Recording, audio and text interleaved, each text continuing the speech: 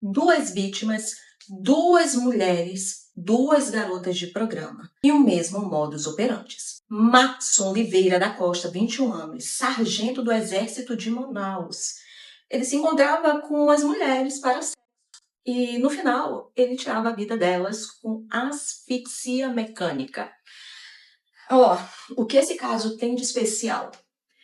No meu ponto de vista, são muitas camadas que podemos discutir aqui. A pergunta principal da polícia é se Maxson fez mais vítimas, que aí ele seria considerado o quê? Um serial. A polícia acredita que sim, já eu acredito que não, mas posso estar errada. E por que eu acredito que não? Por conta de como aconteceu os dois crimes e como ele não foi cuidadoso. Vamos ver aqui se eu tenho razão. Maxson foi preso no dia 20 de março de 2024, 16 dias depois do derradeiro crime. Foi um tempo relativamente rápido para a equipe de investigação chegar a ele. E a investigação só conseguiu chegar a ele em pouco tempo porque ele deixou pontas soltas. Como eu já disse, ele não foi cuidadoso, ele foi desleixado com as suas duas vítimas, Angélica e Fabiane. Elas foram atraídas por Maxson através de um perfil falso em uma rede social, com o nome de Mateus.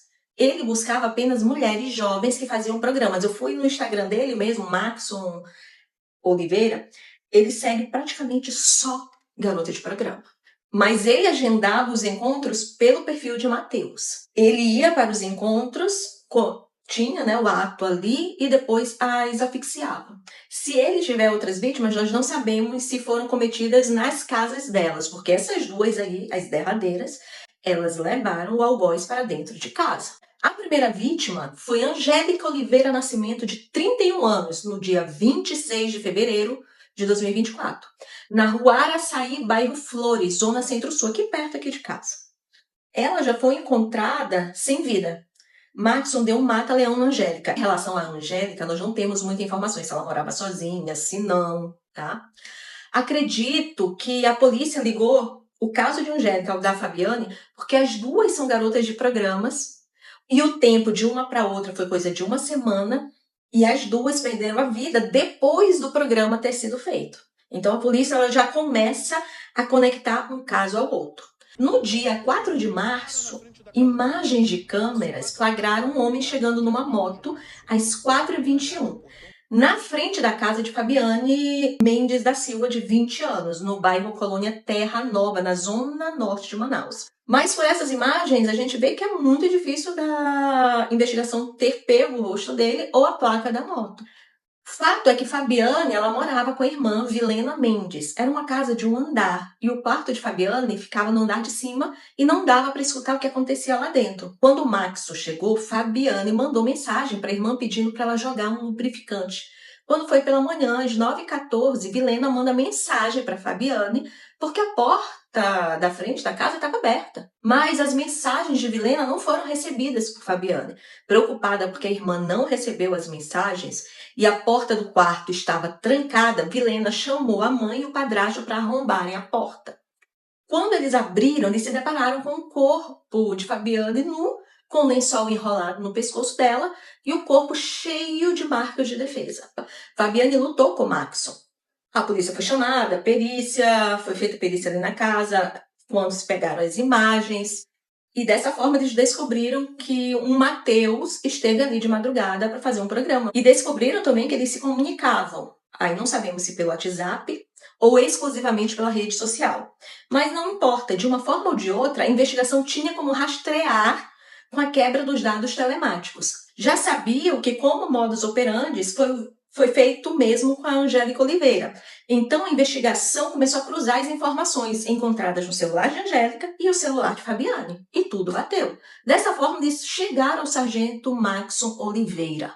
De dia, ele era o sargento Maxson e à noite, o C.A.S.A. Mateus. Mas e aí? Foram somente duas vítimas ou tiveram mais?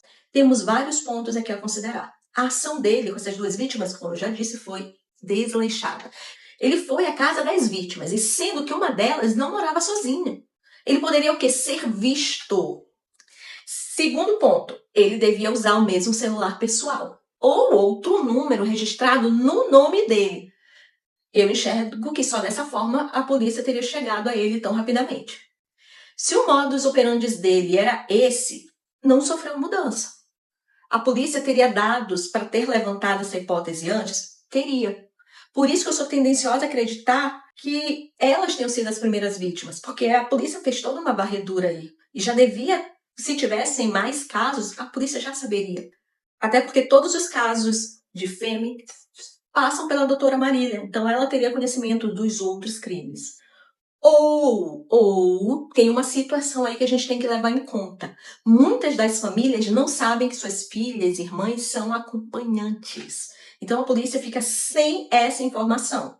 Mas também aí a polícia teria o quê? Outros casos de mulheres com asfixia, que foram tiradas as vidas, né, por asfixias depois do ato sexual. Então, mesmo assim, eu acredito que essa informação não existe, então a polícia não tem como ter outros casos. Agora, claro, ele não confessou para a polícia o motivo. Ele simplesmente disse que tirou a vida da primeira porque ela tentou roubar um celular dele e a segunda vítima porque ele tentou roubar o celular dela. Mas para a polícia, ele realmente é um ser, apesar de não ter feito 3 vítimas, se ele estivesse solto, ele faria a terceira. E que claramente ele nutre um ódio gratuito contra a mulher, passando a ser um misógino.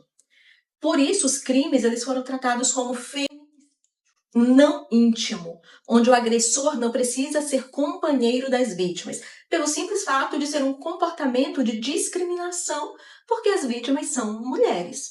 E dessa forma que esses 2 casos passaram para as mãos da doutora Marília Campelo. Eu entrei em contato com a doutora Marília Campelo e ela me respondeu depois que eu terminei o roteiro desse vídeo. E ela confirmou a minha hipótese. O caso foi encerrado e não houveram mais vítimas, foram somente essas 2 vítimas. O inquérito assim foi fechado e aguarda julgamento.